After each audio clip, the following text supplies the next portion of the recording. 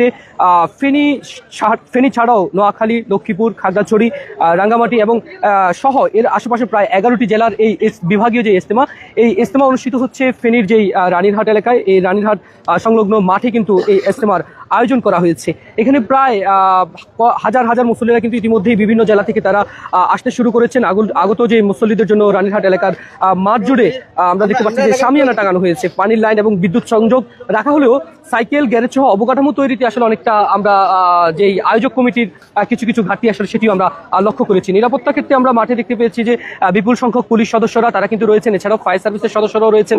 আপনারা দেখতে পাচ্ছেন যে মাঠে কিন্তু এখন অনেকটা একেবারেই পুরো মাঠ পড়ে গিয়েছে, এখনো পর্যন্ত আসলে মুসল্লিদের যে ঢল সেটি আমরা দেখতে পাচ্ছি। আরেকটি তথ্য জানিয়ে রাখি, এই ফেনীর যে এই ইজতেমায় কিন্তু এই 11টি জেলা ছাড়াও আশেপাশের ত্রিপুরা এবং বিলোনিয়া, অর্থাৎ ভারতের ত্রিপুরা এবং বিলোনিয়া সহ বেশ কিছু স্থান থেকে ধর্মপ্রাণ মুসলমানরা কিন্তু এখানে ছুটে এসেছেন এবং আসছেন। তারা আজকে দ্বিতীয় দিনের মতো শুক্রবার এই ইজতেমা চলছে এবং আগামীকালকে আখিরি মুনাজাতের মধ্য দিয়ে কিন্তু এটি শেষ হবে বলে আমরা জানতে পেরেছি। আপনারা দেখতে পাচ্ছেন যে এক মুহূর্তের জন্য কিন্তু মানুষের যে প্রবেশ মুখ, এই প্রবেশ মুখ কিন্তু মানুষের জন্য আমরা দেখতে পাচ্ছি যে সেটি কিন্তু একেবারেই মানুষজন কিন্তু স্বতঃস্ফূর্তভাবে অংশগ্রহণ করছেন।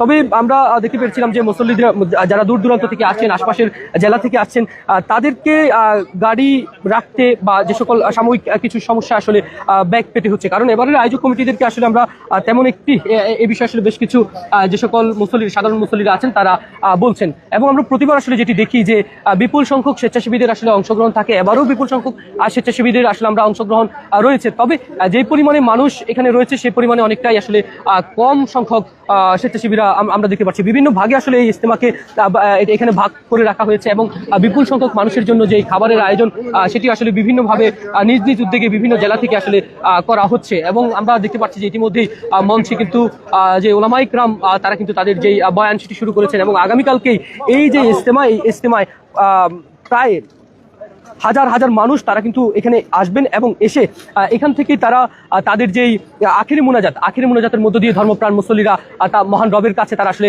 প্রার্থনায় মগ্ন হবেন। এবং আমরা দেখতে পাচ্ছি যে এই স্থানটিতেও হাজার হাজার মানুষ আসলে আমরা এখানে অংশগ্রহণ করতে সেটি লক্ষ্য করছি। এবং আজকে জুমাবারে আমরা দেখতে পাচ্ছি যে এখানে বিপুল সংখ্যক মানুষ, আমি যদি বলি নোয়াখালী, লক্ষ্মীপুর এবং এখান থেকে কুমিল্লা, খাগড়াছড়ি সহ 11টি জেলা ছাড়াও আশপাশে, এটি যেহেতু ভারত সীমান্তবর্তী এলাকা, ত্রিপুরা এছাড়াও বিলোনিয়া সহ আশপাশের যেই ভারতীয় অধ্যুষিত মুসলিম অধ্যুষিত এলাকাগুলো রয়েছে সেখান থেকেও যাদের কাছে আসলে পাসপোর্ট আছে বৈধভাবে তারা কিন্তু এই ইজতেমায় অংশগ্রহণ করছেন এবং ধর্মপ্রাণ মুসলমানরা আসলে শান্তি সম্প্রীতি সেটি আসলে তারা কামনা করছেন। এবং আমরা এখানকার যে আয়োজক কমিটি আছে, আয়োজক কমিটির সঙ্গে আমরা কথা বলে যেটি জানতে পেরেছি, এই ইজতেমা আগামীকালকের যেই আখিরি মুনাজাত, এই আখিরি মুনাজাতের মধ্য দিয়ে কিন্তু চট্টগ্রাম বিভাগীয় ইজতেমা সমাপ্তি ঘটবে বলে আমরা জানতে পেরেছি। সবকিছু মিলিয়ে আমার কাছে ফেনীর যে রানীরহাট, এখানে চট্টগ্রাম বিভাগীয় ইজতেমা চলছে, এখান থেকে এখনকার মতো এই ছিল সর্বশেষ।